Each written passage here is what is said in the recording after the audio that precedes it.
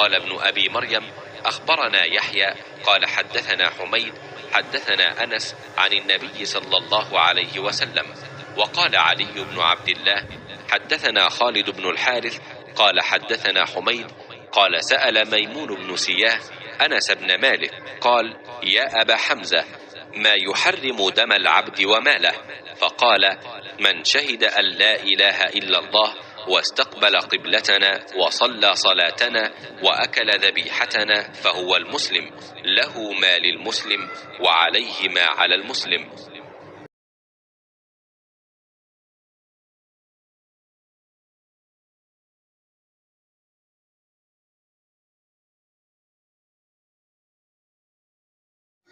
ए अबू हमज़ा, आदमी की जान और माल पर ज़्यादती को क्या चीज़ें हराम करती हैं?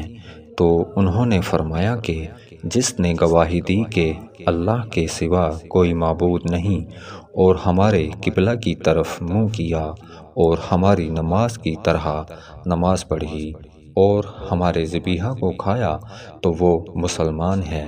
फिर उसके वही हुकूक हैं जो आम मुसलमानों के हैं और उसकी वही ज़िम्मेदारियां हैं जो आम मुसलमानों पर हैं। और इब्ने अबी मरियम ने कहा, हमें यहया बिन अय्यूब ने ख़बर दी, उन्होंने कहा हमसे हमीद ने हदीस बयान किया, उन्होंने कहा हमसे अनस बिन मालिक रदियल्लाहु अन्हा ने नबी करीम सल्लल्लाहु अलैहि वसल्लम से नकल करके हदीस बयान की। सही बुखारी हदीस नंबर 393।